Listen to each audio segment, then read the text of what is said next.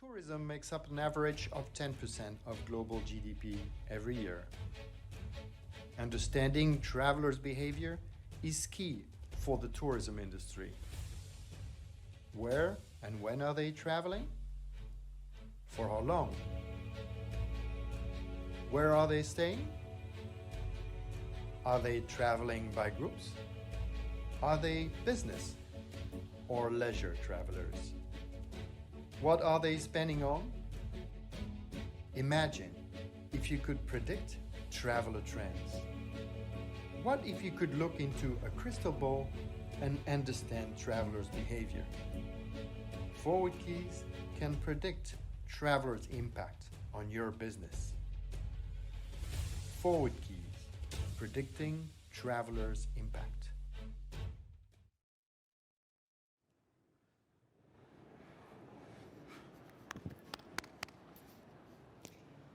Ladies and gentlemen, good afternoon and welcome.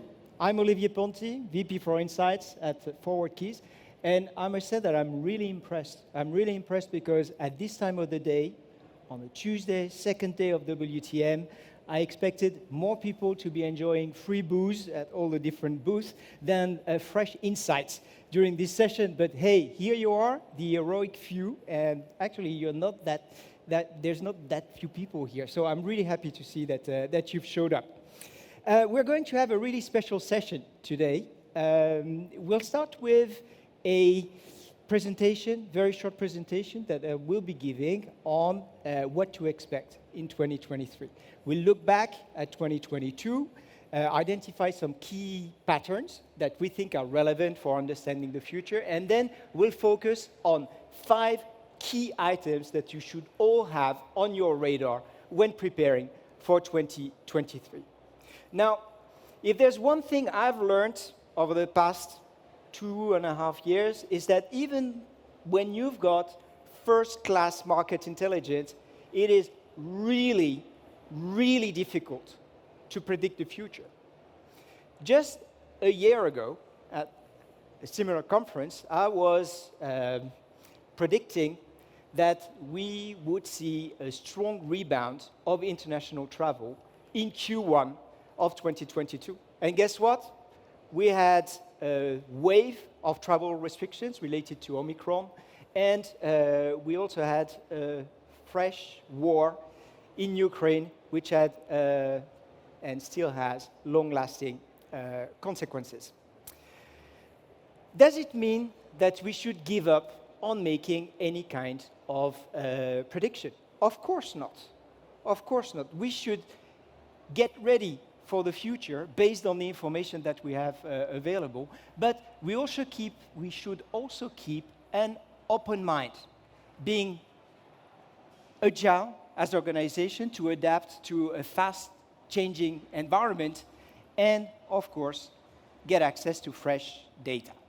Now, in this session, I want to help you with that third item, fresh data, so that you understand where we stand, get a feeling of where we're going based on the current data that is available, and then make your own decisions so that you can make 2023 the year not of recovery, but the year of growth for your business. Because we'll see that many businesses have already shifted from recovery to growth in 2022. The second part of this panel we'll have 2 distinguished guests from very different destinations. I'll say no more about this. We'll see them on stage very soon, and you'll hear how they are preparing the year to come. So, before sharing these insights about 2023, maybe just a few words about ForwardKeys, because I'm not sure all of you are aware of who we are and what we're doing. We are a travel analytics company, and our forte is air travel. We use information coming from both the demand side of travel and the supply to understand who will be traveling where and when. We understand travel intent by looking at searches that people perform on the internet, on meta search engines, prior to booking their trip. We get information from all the airlines regarding where they will fly, when, and with what kind of planes. So it's the best information available on the market to understand how the future of air travel will look like, and by extension, how the future of travel will look like. So what does this data can tell us about the current situation, where we stand? I like to look back at 2022, and it's a bit strange to say to look back at 2022 while we're still in November. But think about it. As we've got real-time information, we know up to the day of today where we stand in terms of trips that have been made. But we also have a large amount of bookings regarding trips that will take place between now and the end of the year. So for us, 2022, it's already a done deal. We know where we stand, unless something really unexpected happens between now and December 31st. So let's take a look at the big picture to understand where we are. What we're looking at here is the evolution of international arrivals worldwide. So basically, we're looking at global recovery. The line at the top, it's 2019. Best year ever for most destinations worldwide. And as you can see, as travel restrictions were lifted throughout the year of 2022, we had a steady recovery of international travel, to the point that towards the end of the year, international travel should pretty much reach back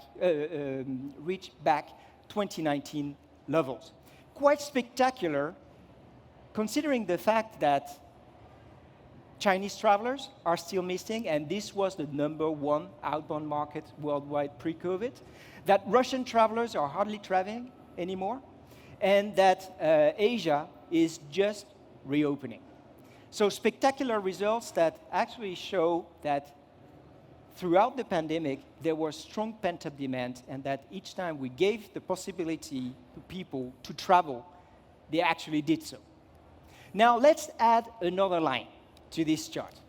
And here I want to talk about the Americas. Very big continent, many different regions within the Americas, but a continent that's been extremely dynamic, not only in 2022, but in 2021 already. That's where recovery started worldwide, because that's also where travel restrictions were lifted for the first time. And what's spectacular about the Americas is that they've managed to sustain growth and recovery even when the rest of the world was opening. That was the key question. When more and more destinations started to reopen, will the destinations that had already reopened earlier still book good results, or will they be negatively impacted by the fact that more players were on the market? As we can see here, destinations that had already reopened kept performing extremely well throughout the year. And again, here we're looking at the Americas as a whole, but were we to focus on the Caribbean, for example, we would not just see recovery and towards the end of the year the same levels as in 2019. We would see growth starting very early in the game. So remarkable performances for this region, and really growth that has been sustained and that is based on very solid pillars. I will talk about these pillars soon.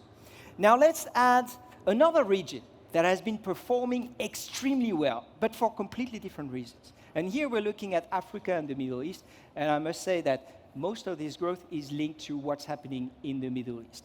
Very different model, because these destinations started to reopen much later. But they had a special card to play: events. And thanks to the mega events that were hosted by the region, I'm thinking of the Dubai Expo, the World Expo, for example, or of the upcoming FIFA World Cup, or some Grand Prix that are coming over. Thanks to these events, the region recovered at a very, very fast pace. If you wish, it's like growth on steroids, recovery on steroids.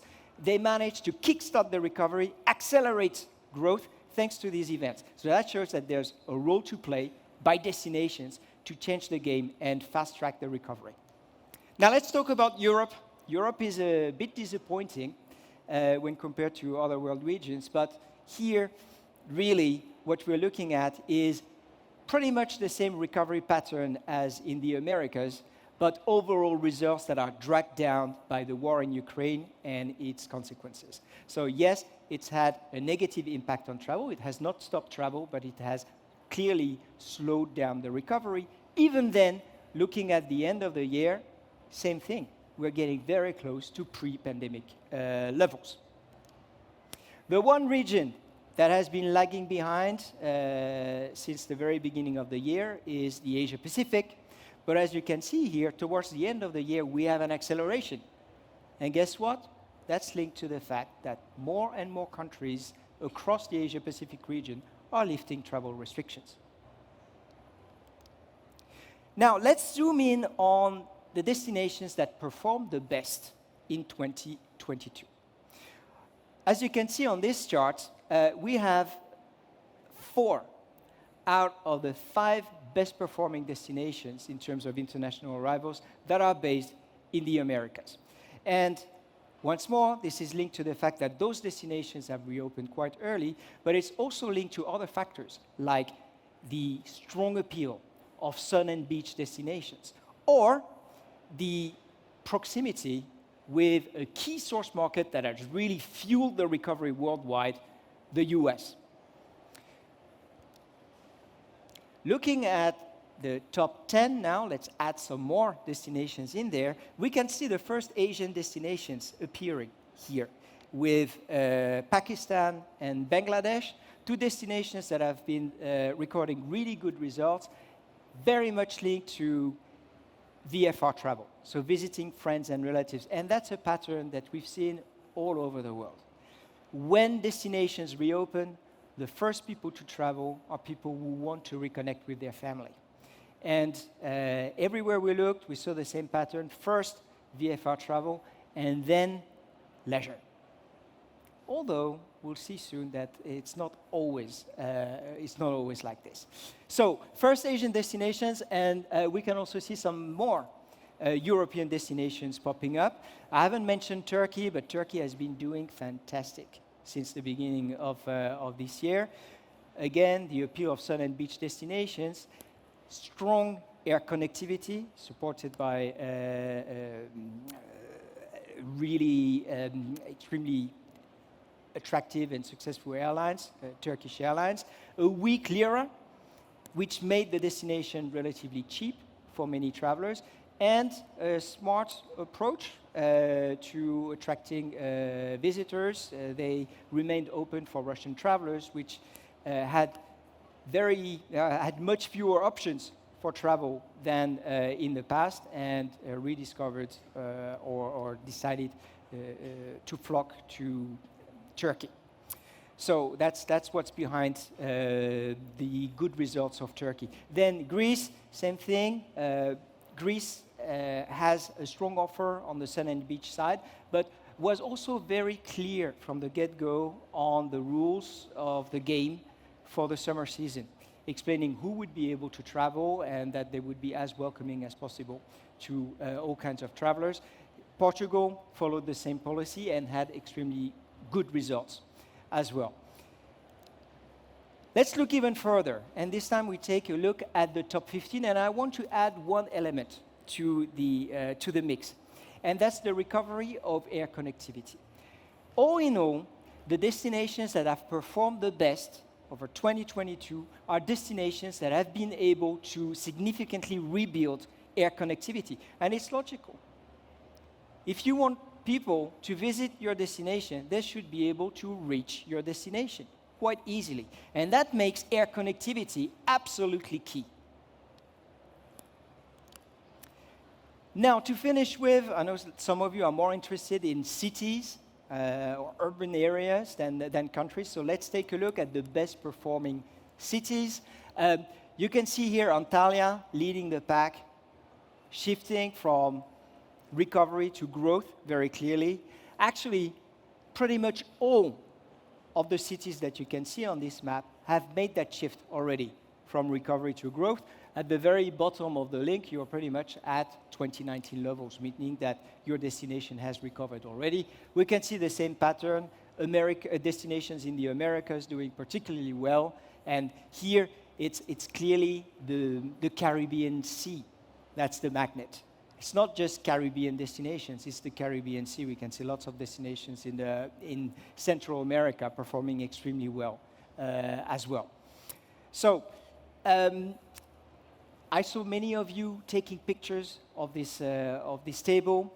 It's great. You can share them on social media if you wish, but there's something even better. You'll see it at the end. We've published a report with not a top 10 or a top 5, but a top 40, and we showcase different destinations. So it's a report we produced with WTM, and which will be accessible to all of you free of charge right after this presentation. So now that we're all clear on where we stand in 2022, let's start thinking about 2023. What should you have on your radar for the year to come?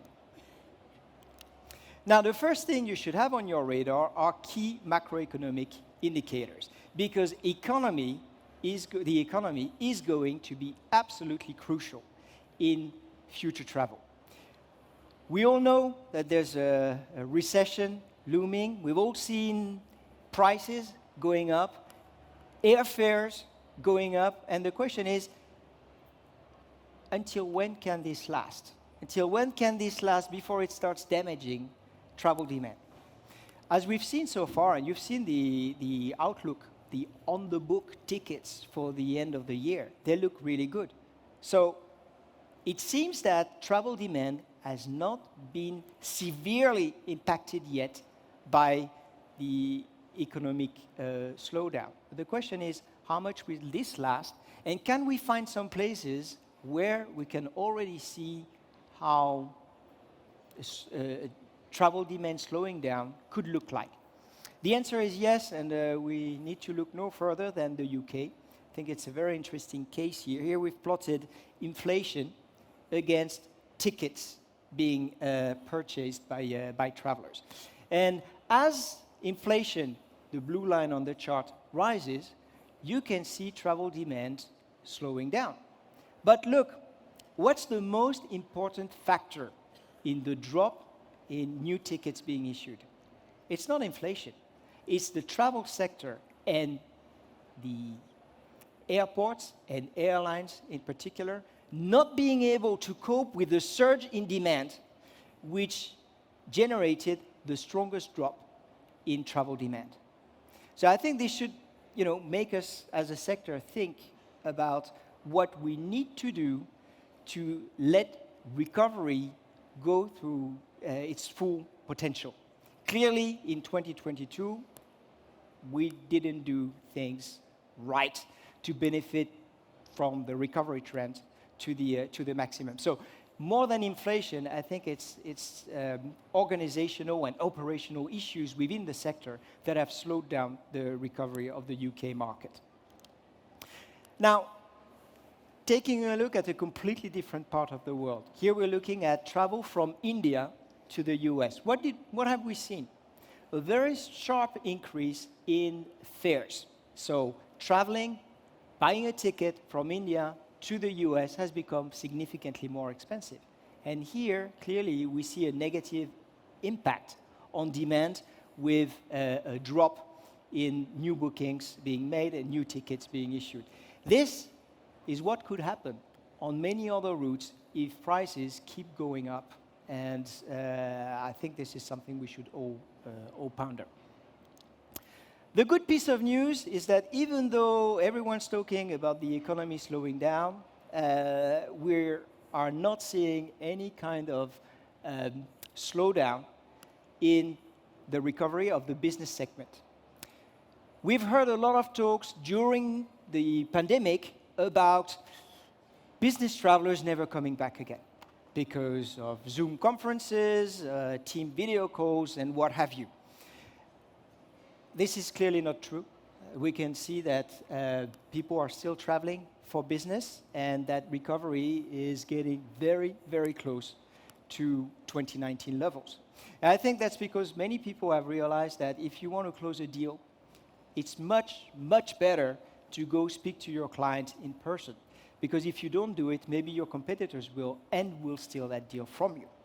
And same thing on the event side. We had plenty of events that were rescheduled that should have taken place in the first half of 2022 that didn't take place then because of Omicron, were rescheduled for the second half of the year, and that gave a boost to the travel industry, which realized that, yes, it was possible to have events such as WTM, and I think that put the industry back on track. So I'm not saying that an economic slowdown or recession would not have a negative impact on business travel demand. I'm sure it will, because from the moment businesses will start cutting down on travel budgets, there will be a negative impact. But at the moment, that's not what we see, and I think that many businesses have realized just how essential business travel was for their own business. Let's move on to the next trend. And here I want to talk about the luxury segment. That's a segment you should all have very clearly put on your radar. Why? Because it's been recovering consistently faster than the economy segment, and it's also less receptive to inflation. We can see it here very clearly, premium travel. So basically here we're looking at people traveling at the front of the plane. That's how we define premium travel. You can see that its recovery is much sharper than for the economy segment, and you can also see that there's been no impact from the rising prices for this segment. So that's clearly a segment with high potential. It's fueled the recovery in many parts of the world, and I think it offers really good business opportunities in 2023. You may wonder, hey, those premium travelers, where do they come from? Well, here's a snapshot. We're taking the big picture here. Many of those premium travelers are coming from the US, followed by Germany, the UK, France, and Canada. And when you segment this even further and you look at the difference between premium economy and first-class business, you can still see that there are really good opportunities in the US, in the UK, France, and Canada, for example. So if you're wondering where to find those visitors with high disposable income and with a strong eagerness to travel, well, there's a fair chance you will find them in these countries. And the other good piece of news is that there are more of those travelers. In many cases, they also stay longer at the destination and spend more money during their stay. That means that the economic benefit of being able to attract this specific traveler profile is getting higher and higher. Third trend, the rebound of the Asia-Pacific region. And this is very much linked to the fact that the region is reopening. Here you can see different times of reopening for those different countries in the area. There's just one big country in red, that's China. The rest has either fully reopened or has lifted most of the travel restrictions. There have been different waves in lifting of travel restrictions. Clearly, in the second half of the year, we've seen most countries lifting these restrictions, and this is having a very positive impact on travel demand. Not only travel to the APAC region, but also travel from the APAC region to other parts of the world, because it's just easier for those people to fly back home at the end of their holidays. Great business opportunities here again, even if China is still missing. I think the key challenge for the Asia-Pacific region is the reactivation of intra-regional travel. They've managed to reactivate domestic travel quite early in the game. That's the yellow bar chart. The yellow bar that you can see on this chart. Long haul has been reactivating quite fast as well. That's the blue chart, the blue bar. And intra-regional travel is still lagging behind, and that's very much linked to the fact that air connectivity is still way below 2019 level. So those destinations should put aircraft back in business to kickstart the recovery. But I trust they will, and I trust recovery will be faster there than it was in other parts of the world, and we've got good indications that this is happening. Remember that chart that we saw at the very beginning of this presentation with Asia Pacific accelerating towards the end of the year. That's what's happening. All right, the big question is, of course, China. It's the multi-million or the billion euro question, when they will reopen. My take on this, our take on this is at ForwardKeys is that it's not going to happen soon. Now, you can make whatever you want out of this answer, but I think for now, destinations should leave China aside and focus on those key markets that have reactivated and that will enable them to grow their business in 2023. And if the Chinese come back on track, then it's a bonus. What we know about Chinese travelers, about Chinese people, is that they are still very eager to fly. It's only that they can just fly domestically. But look at what's happening. Each time they are allowed to travel, there is a spike in domestic travel, and it goes flat again when new lockdown measures are put in place. So they're ready to get back to the skies. They're eager to travel. They're just waiting for the green light from the government to do so. Fourth trend, fourth key item to have on your mental map, sustainability. Now, we've seen that sun and beach destinations have been extremely popular in 2022. They were very popular in 2021 as well. But the major change in 2022 is that urban destinations are attractive again. And the recovery of urban destinations has accelerated in the second half of the year. Now, that means that cities will get under pressure again. And we know, let's take the example of Europe, where there's been a lot of discussions about over-tourism pre-COVID. We know that strong growth generates tensions between travelers and the locals. During 2 years, more than 2 years, travel was at an all-time low. People got accustomed to having less travelers in their city, and now they're coming back. And it's not just that people are traveling to go to natural areas or big open spaces like beaches. No, they're getting back to cities. Here, with the example of Europe, we can see that the gap between the recovery of sun and beach destinations and urban destinations is getting narrower and narrower. The practical conclusion is that the issues that existed in European cities prior to COVID are coming back. And remember, all of this without Russian travelers and without Chinese travelers, and with very few travelers from Asia. So those issues are going to come back with a vengeance. And it's time for many destinations, we've been thinking about sustainable growth in the future, to walk the talk. And I'm very curious to see what we're going to see on this front in 2023. To be continued. The last trend I wanted to stress is that events are back. During COVID, we had this really weird situation of mega events having no impact at all. I'm thinking of the Olympic Games, for example. Now, the big change in 2022 is that events are back and that they are making a difference in the way people travel. Take the example of Dubai. In Dubai, we had a number of big events. I'm thinking of the World Expo, for example, and you can see the strong impact on recovery. That's the yellow line here, which is pointing at long stays.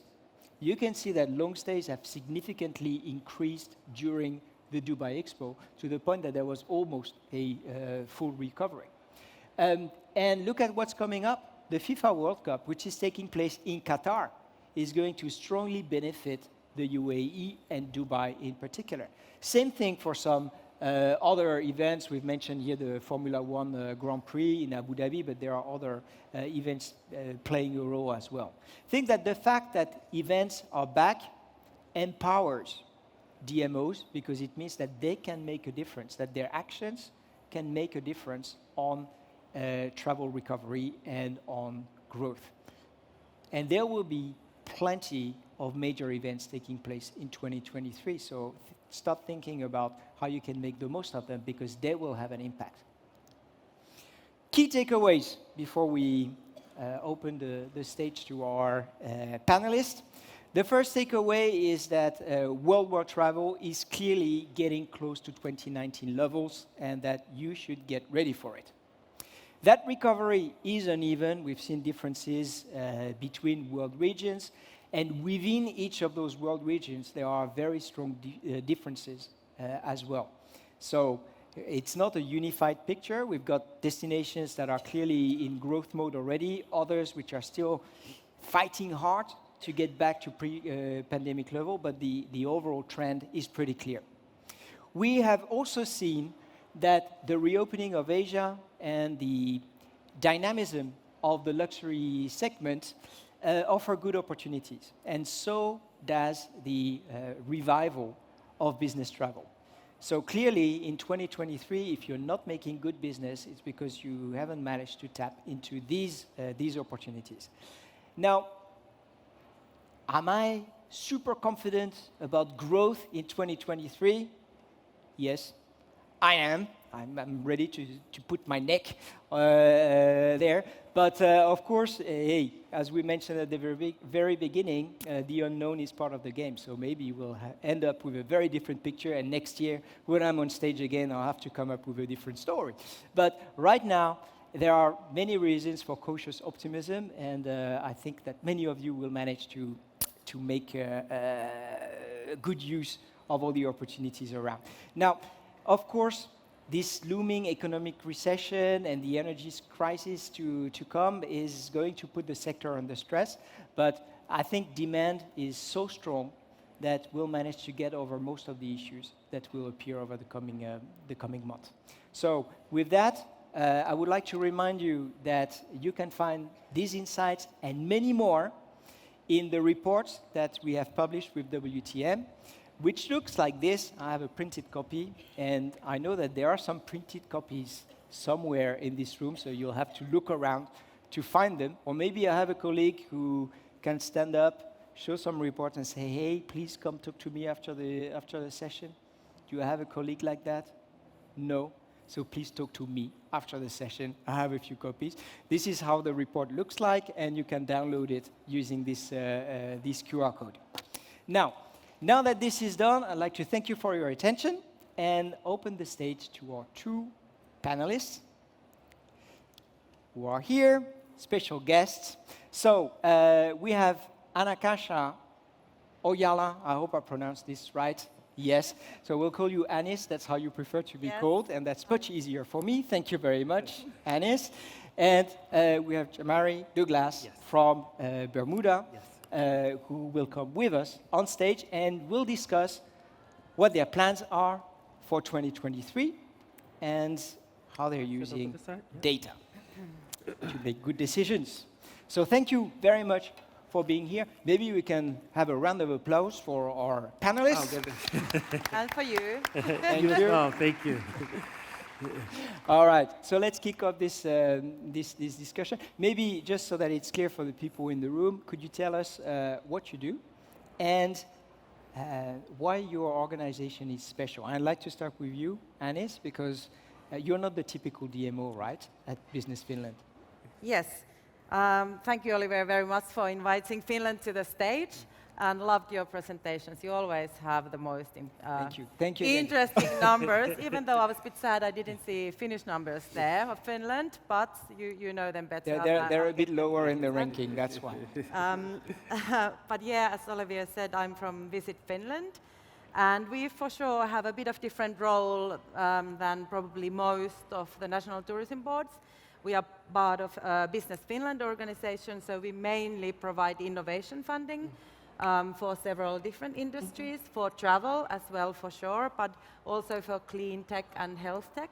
And then we also have loads of different growth programs for travel industry, but for other industries as well. But of course, as in Visit Finland, the main mandate, of course, is to build demand and preference for international travelers to come to Finland. Thank you. Thank you. Mary, do you want to My say turn. something? Good afternoon, everyone, and thank you for having Bermuda and myself on the stage. Very honored to be here. And I'm also a data nerd, so I love all of the, the graphs. My name is Jamari Douglas. I'm the Vice President of Marketing, Communications, and Public Relations for the Bermuda Tourism Authority. The Bermuda Tourism Authority is responsible for driving demand for tourists to the island of Bermuda. Bermuda, we're located in the North Atlantic Ocean, so many people confuse us thinking we're in the Caribbean. So we're north about 700 miles off the coast of Cape Hatteras, North Carolina. But we are a British territory, so we are a big mix of cultures and people. And we're excited to be here. And Bermuda Tourism Authority, that's what we're responsible for, so excited to join the All right. conversation. So I'm really happy that we've got two people super interested in data. Yes. That's what we're going to talk about, how you use data. Can you tell us how you use data to make better decisions at your, within your respective organization? How does it help you to recover, or how is it helping you to recover from the crisis we've gone through? Yes. Kaisha, maybe? Yeah, thank you. Well, data is very important for destinations, for sure. Like the data you just shown, like the flight connectivity. And now, as coming out of the pandemic times, and Finland has recovered pretty well, let's put it this way, thanks to European and American travelers. So now what we're looking into, we need to build new segments, like the post-pandemic segments. So there we use loads of data, like ForwardKeys data, of course, to understand the flight connectivities. We look into our own channels to understand our markets and segments, how the demand is building to Finland. For instance, we of course look like Google search terms, which, what would you guess are the biggest search terms to Finland? Always, in Google. The Russians typically, I guess. No, the terms. What are people the looking terms. Finland when they're looking for Finland? I would think Santa, probably. That's a good guess, well, but this number time of the one in year. all the markets all the time is sauna, of course. We love sauna, you guys love sauna. So these sort of data we're looking into now to look for the post-pandemic segments that we wanna serve. And of course we need to understand our own demand as well, because loads of the products that we had for the past 2 years were mainly pivoted to the domestic travelers. Before that, like let's say Lapland, which is quite heavily focused on international travelers, Far East, mainly in Lapland, in loads of destinations, they need to pivot to serve the Finnish travelers all of a sudden.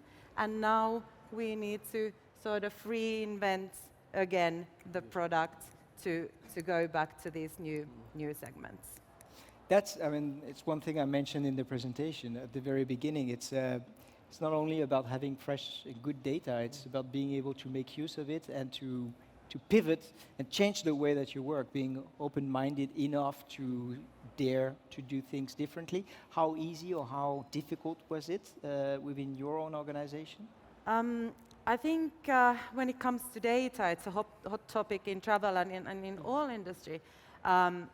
And very important, my background is from airline, from Finnair, where everything is based on data, and it should apply to all the businesses, and destinations should not be any different, like business decisions should be based on data. But I think in destinations and DMOs, and I don't know if it applies to you, but it's more down to how to utilize the data and having the resources and competence, because that's not probably the main competence that we have in most of the DMOs. Yeah.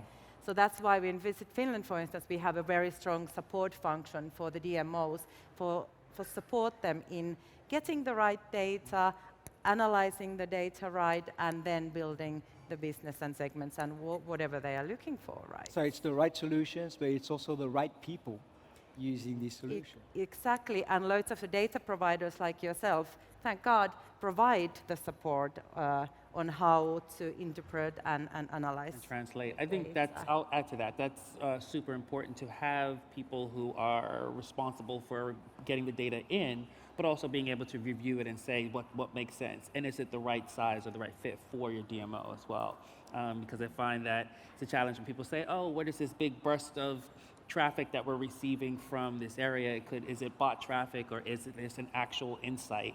And how long has it been happening, and knowing what questions to ask.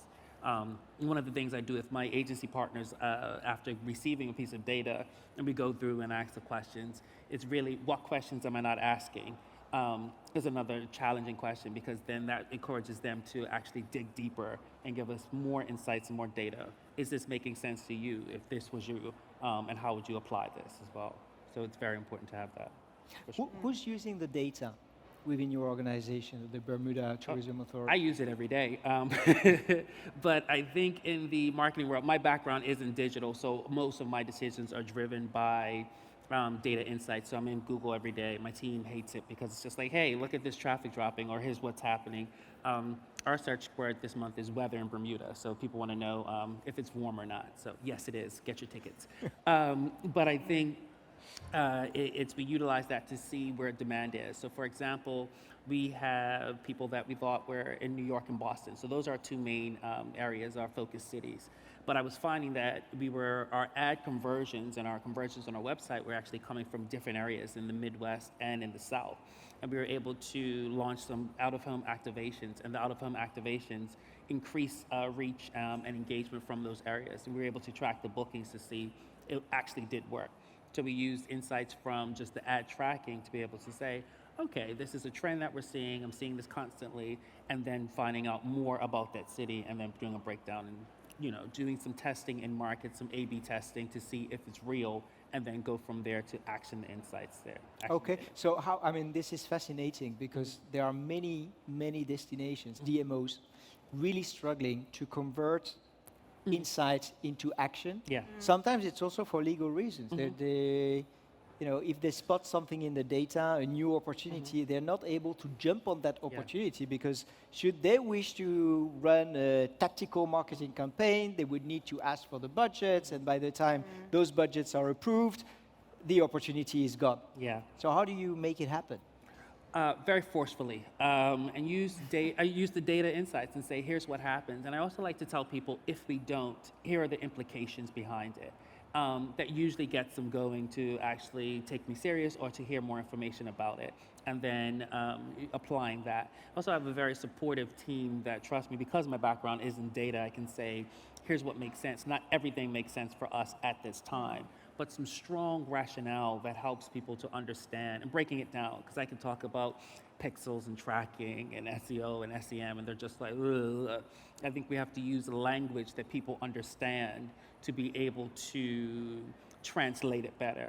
Here's what this means, here's the breakdown of what this means, here's what this looks like applied, here's what it could be, here's what it isn't, and then use those assets to be able to move forward. So you should be an analyst, but you should be a strong communicator yes, as an well. analyst and a communicator, Make which it doesn't happen. necessarily come in both hands, but I realized I was on either side where I was trying to understand the data that was in front of me, and I just didn't know all the big words and studying the vocabulary, but in actual fact, it was just sitting down to understand it, and then having somebody apply it. Here's what it means, here's the graph, here's the circle, and now we're clear on data. And so I'm utilizing those sort of mentorship and growing to grow the team to understand these are the things I'm looking for. Yeah.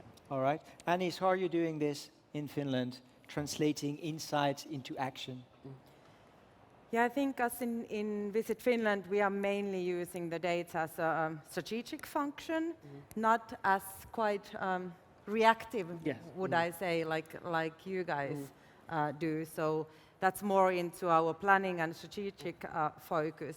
But then the destinations in Finland, like Helsinki, which is a big destination, and they have loads of resources, and some destinations in Lapland, for instance, which are well capable of using data, they are moving more into direction in using it more reactive, like seeing okay, there's flight capacities for coming next quarter or so, and then we have unsold inventory, so then use that data and then start campaigning. But yeah, I think because the booking windows now are becoming shorter as well. I don't know if you guys see that as well. Typically, so I think that gives around the same for us in Bermuda. I think we're around 60 to 90 days from actually getting an ad to booking to arrival. So we still have a little bit of time in between that, but we have seen it go shorter during the pandemic, it was booked, and then in a couple days they were back in the island. So everybody was trying to travel and do that. But we're sort of scaling up because Bermuda, we actually did have our travel restrictions in place just until November 14th. All the travel restrictions will be removed. So very excited about that. So no more COVID test requirements and vaccination proof, uploading your details in that. So that will be removed. So we hope to see the booking window shorten a little bit so that we can fix some of the seasonality and pace that we're seeing that's sort of downturning because of that. Yeah. Yeah. And I guess because Finland, for many of, at least before pandemic, like the long distance travelers, our guests, Finland is not the destination that you just like pop into for a night or two. It's quite often once in a lifetime, like you want to visit Lapland and experience the Arctic wilderness and all that. It's special things. So the booking window could be, you know, a year or something to plan. You want to take your family to see the Santa Claus, etc. So that's why I think previously we have used it in more long-term strategic planning. But of course now we're looking into more to European markets, so that's more closer to us, and probably we need to start reacting more quicker as well to match the demands. And we do have, so for Bermuda, we do have the actual national tourism plan as well. So our long-term plan that sort of got derailed just slightly due to COVID, our national tourism plan used data to drive and build all of our personas. Who are the people that are coming? What are the things that they need? What are the places that they go to? So we have the actual demographic of the household income. How many average trips do they take a year? Why are they selecting the places? And so we came up with, the adventure seeker, the experience enthusiast, the boomer. Where do they live, and what is their makeup, and what are the things that make them tick and travel? So we've used that data and those insights to be able to develop targeted marketing plans around that. What did change is where they lived, because we were focused on New York and Boston, which were impacted with the pandemic, and they moved to places like Florida, which is probably why we're seeing the Miami numbers move around a little bit, over to the south to buy the bigger homes and the land, which we also saw a little bit as well. So the data, the long-term strategy did add some match in the short term, just the people migrated, and the insights from watching those migrations and those populations dropped helped us do the reactionary details, but with the same target segments in mind, if that makes sense. So it's more of the location that changed, yeah. Sure. Anis, one thing we haven't talked about during this panel, but which is a major challenge for Finland, is the impact of the war in Ukraine. It's been, Russia has always been a key market for Finland. Yes. How do you adapt to this new situation?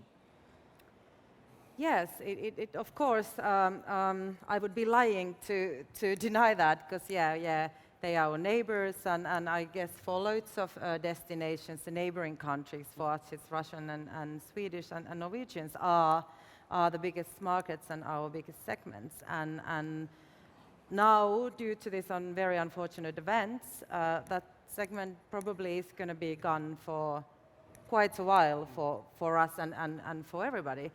And it doesn't affect as much all the destinations, because Lapland, Eastern Lapland serves the Russian tourists, and also Lakeland, but then the archipelago doesn't get that affected. But as I said, we in Visit Finland now, we need to look into new segments, and it's not that easily done, because the destinations who are heavily focused on some segment, You have to build them off of data.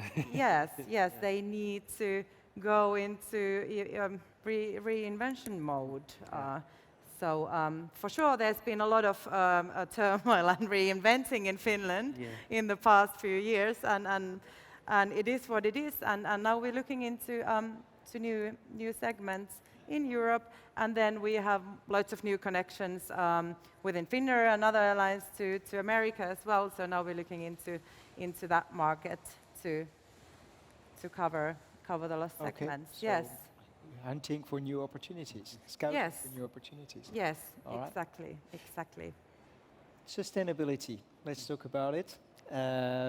It's high on DMO's agenda, or at least it should. That's what many DMOs have mentioned during the crisis, that during COVID, that when travel would be back, it would not be the same kind of travel, it would be better managed, and data should help for making this happen. What's the situation in your destination? How are you preparing for sustainable growth in the future, and what role does data play in this whole process? Jamari? Start? Yep. Okay, I'll kick it off. So Bermuda, because we're an island in North Carolina, well, not in North Carolina, near North Carolina, there's no other landmass around us. So we have to be sustainable from the beginning. So we've had to be creative in how we operate. So if you look at Bermuda in any image, we have white rooftops, which are made out of limestone slate. The limestone slate, when it rains, catches the rainwater, and we have rainwater, and it goes into a tank, and the tank is under the house, and that's how we sustain our water on the island. So it's already filtered with the limestone, and then we have that there. Bermuda was one of the first places in the world in the 1600s to pass a conservation law protecting the sea turtles. Because people were overfishing and overeating them, but Bermuda was first to say, actually, they need to be protected, and those laws are still in place today. And so I think with us, what we've utilized is, because it's a part of who we are, people naturally acclimate, and we hold people accountable when they come to the island, just to make sure that they are respecting our waters. Our social media channels are speaking on how to ethically and responsibly go to the beach and make sure you clean up after yourself, or, reef safe, what is this? Sunblock, excuse me. Reef safe sunblock is also one of those things that we're looking at. Coral farming programs that we have. We also have an island that's dedicated to ecologically recovery as well. So Non-Such Island, and a bird thought to be extinct, the Cahill bird, was actually found nesting here in this island. So it was a safe sanctuary as well. So Bermuda has always been a part of it. We just have many of these programs, and making sure that we're inviting, when the tourists are coming, that they're hearing about these stories and protecting the island, as Bermuda does, and as we want our guests to do as well. Thank you. Anis? Yes, sustainability is in the core of our strategy as well, I bet, and I hope that in all the destinations. What we do, we have a Sustainable Travel Finland program that supports the DMOs and the local businesses in building their sustainable business development plan, and it's quite a holistic program, so it provides inspiration, information, business benefits, data, help in communication, etc. And we have already launched this, I think, 5 years ago, so we have started early, but it's an ongoing process, and what we're trying to say to the companies as well, like it should be business as normal. Sustainability can't be done as a project. Yes. So it's here, and it's to say, and that's what our Sustainable Travel Finland is doing. Like, you need to constantly participate on that program, and once a year, for instance, we collect different data, different sustainability indicators nationwide, and then we have just launched a CO2 calculator, especially focusing on the travel industry, so collecting all that data so we can see how we're progressing. But what I find quite interesting, yesterday was one of the panels right on this stage, actually. I think it was Booking.com who said, they did a survey that in the next 12 months, 71% of the travelers are looking into booking sustainable travel. Yeah. But then, at the same time, the consumer behavior is not on the same level as all. Like the drivers affecting what you're actually booking are still price, are still value, are still ratings. So that's what we're trying to, through our program as well, for the businesses, to say it's super important to communicate about what we're doing as a destination and as the company, as their products, because we will never get the consumers book unless we communicate the benefits. And I think that was something that I thought yesterday after that, like, okay, there's a heavy interest, but the consumers don't consume in that way yet. And why is that? Is it maybe because of we're not communicating it enough, or there's not enough supply? one reason for sure. I think there's also an information gap that is missing. People don't necessarily understand or know what sustainability is. Everybody has a different version of it. There's sustainability, there's responsible, there's environmental, there's ESG, there is just being responsible. There are all of these things that have fallen under the sustainability umbrella.